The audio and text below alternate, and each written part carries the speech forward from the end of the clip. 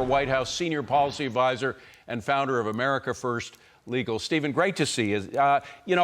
Things haven't changed in terms of the polls. Again, we can rely too much on polls for too many things, but you look at the number of Americans who say we need increasing border security. It's now up to 73%. Do you think it is going to become a key issue in the midterms? I think it is already a key issue in the midterms. If you look at what's being discussed in Arizona, in Nevada, in New Hampshire, in Washington, Georgia, Pennsylvania, border security is at the top of the radar screen of both Republican candidates and voters, whether they be Republican or Democrat, because people understand if we don't have a border, we don't have safety, we don't have security, we don't have any long-term financial solvency as a country. We don't have an education system. We don't have a healthcare system. And of course, our people are going to be slaughtered by the drugs that are coming into our towns and killing our young people. So for all those reasons and 1,000 others I could give you, this is, frankly, the issue this midterm. And I'll say to your point about more than 70% of people wanting more border security, this is the point the Republican Party has to hammer home. And if I'm giving you an honest assessment, the Republican Party, particularly in the Senate, needs to be clearer in saying what I'm about to say, which is that you have had 2 years of Democrats supporting Joe Biden's open border policies. 2 more years of Democrat control means 2 more years of open borders and death.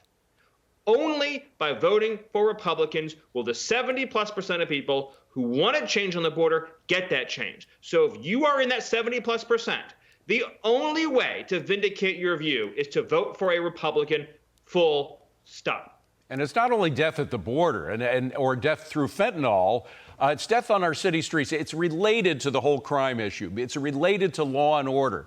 Where you don't have law and order in a society, you have an outbreak of crime. You have the innocent suffering time and again, whether they're frankly innocent migrants who are lured into coming into the United States despite all of the dangers involved. And there are thousands of migrants that have died on the journey or been killed by the coyotes or drowned in the Rio Grande, or whether it's our kids being killed by fentanyl. Yes, well, there's been record deaths at the border this year. So let's talk about all the dimensions of human misery.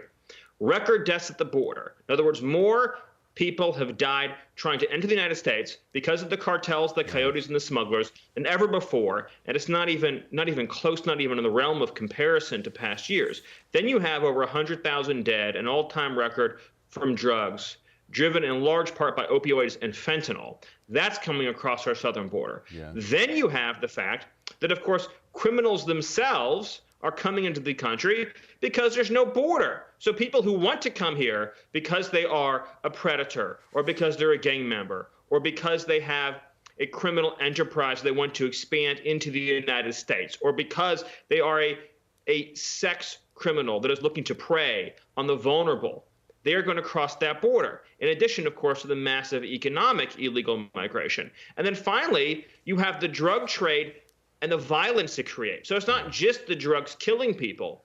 As you pour drugs into Chicago and New York and Los Angeles and Atlanta and Houston and everywhere else, as Biden pours drugs through the border into these communities, you have more gang fighting, you have more turf wars, you have more blood money going into the hands of gang lords. And that means more dead people everywhere. So again, the dimensions of human misery caused by Joe Biden are endless. Stephen, I got to switch, although, again, it's related to this, but the impartial justice is part of our law and order system here, and that has been violated tremendously by this administration on so many fronts. Of course, you can argue about the Trump raid and many other specifics, but a lot of FBI agents are extremely frustrated by the degree to which the FBI and the whole Department of Justice has been turned into a political weapon in terms of going after anti-abortion activists and not going against the firebombers of pro-life organizations, et cetera,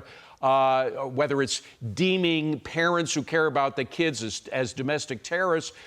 Jim Jordan has been dealing with a lot of the whistleblowers, some of whom have not only been outed, but in fact have been persecuted. And let me just play a soundbite of Jim Jordan talking about the whistleblowers and his reaction to that. And I want to get your quick reaction. Roll tape.